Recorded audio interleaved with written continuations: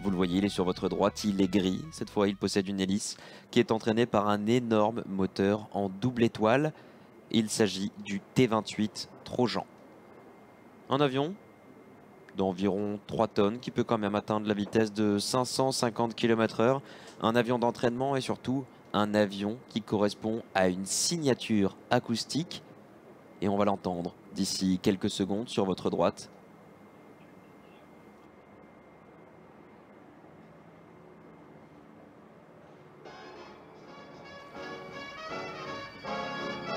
Sur votre droite, l'héritage d'un temps passé, le décollage du T-28C.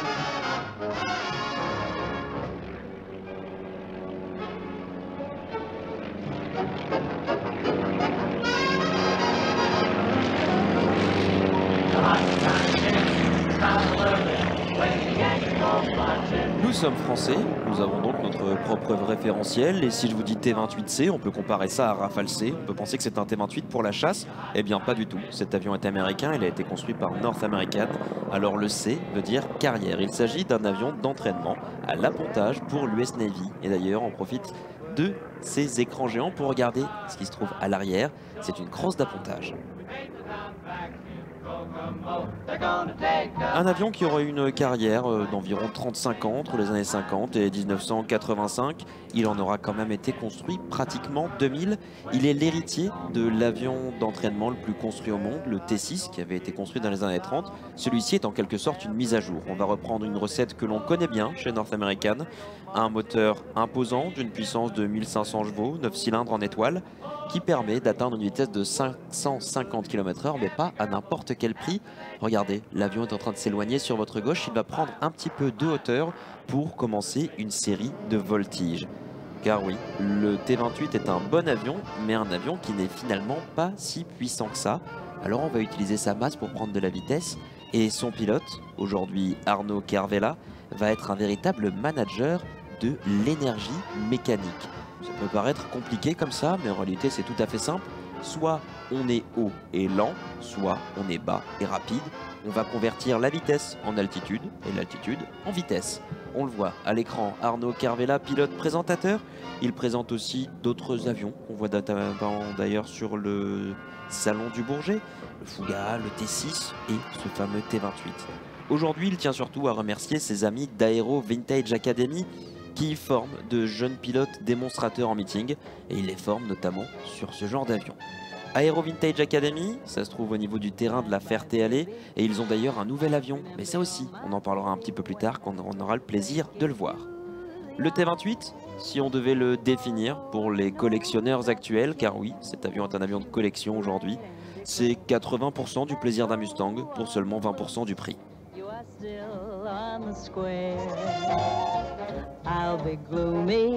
Top départ pour cette démonstration, on met le nez de l'avion en direction de la piste.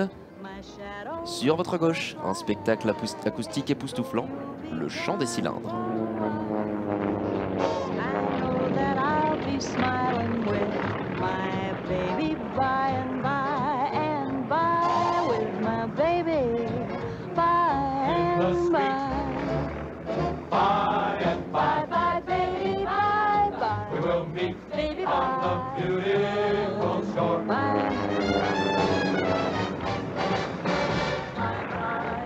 Baby, you better remember you're my baby when they give you the I. Although I know that you care, won't you ride and declare? Declare that all on the loose, you are still staying on track. I'll be gloomy, but send that rainbow to me, and my shadows will fly. Oh, you'll be gone for a while. I know that I'll be smiling with my baby by and by. With my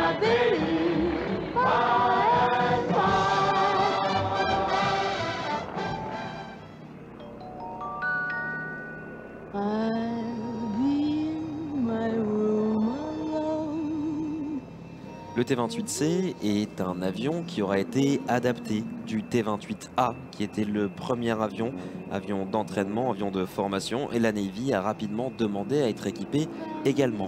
Alors on va l'adapter, on va lui mettre une crosse d'appontage à l'arrière, et surtout on va réduire la taille de l'hélice pour ne pas que celle-ci puisse frotter le pont d'envol. Un avion d'entraînement, c'est un avion robuste, un avion qui doit accepter les erreurs des jeunes élèves pilotes qui vont parfois faire preuve d'un certain manque de tendresse envers ces machines, mais c'est à cela qu'elles servent. On va même le retrouver en France avec une appellation, le T-28 Fennec.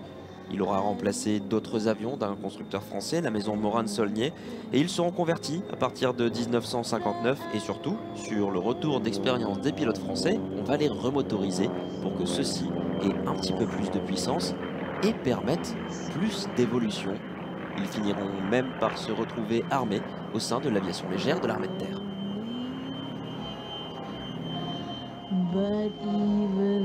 À l'intérieur de cet avion, et ça ne paraît pas comme ça lorsqu'on le voit évoluer, il a l'air trapu et pourtant on a de l'espace. On parlerait presque de gigantisme au niveau des commandes, un débattement du manche qui est presque sur 60 cm, on va écarter les jambes à presque 50-60 degrés pour aller chercher les palonniers, tout est plus grand. Alors si on fait tomber son stylo, on va devoir se poser pour aller le chercher, il sera encastré dans une structure tubulaire. C'est pour ça, d'ailleurs, que lorsqu'on vole et qu'on est pilote militaire, on est systématiquement en tenue de vol pour ne laisser aucun objet libre dans la cabine.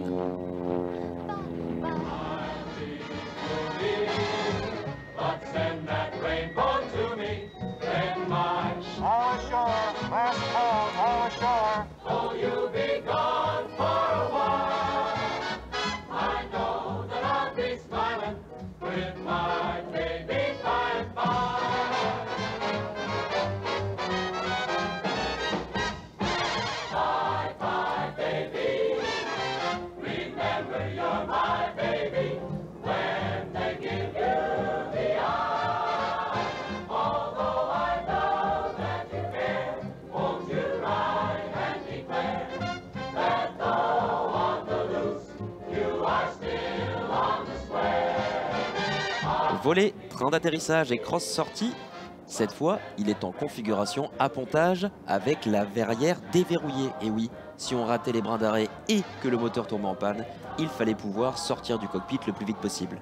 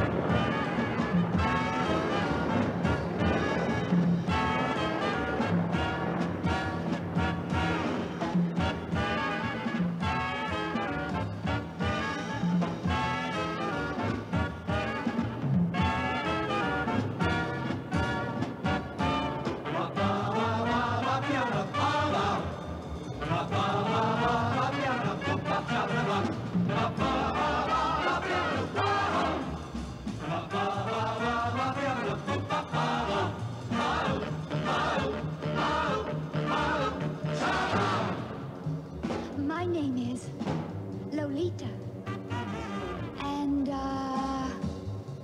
I'm not supposed to play with boys. Et cette fois, c'est une fin de démonstration pour cet avion d'entraînement, avion de combat, Globetrotter. Ah oui, on l'a retrouvé aux quatre coins du monde. Même une star de cinéma, une star des meetings aériens. Pourquoi une star de cinéma? Car souvent, on le fait passer pour un avion de chasse, un Warbird. En réalité, il n'en est pas un. Mais la beauté du cinéma fait qu'il y a la magie du cinéma. À l'atterrissage, le T-28. Saluons une fois de plus son pilote, Arnaud Kervella, pilote de ligne.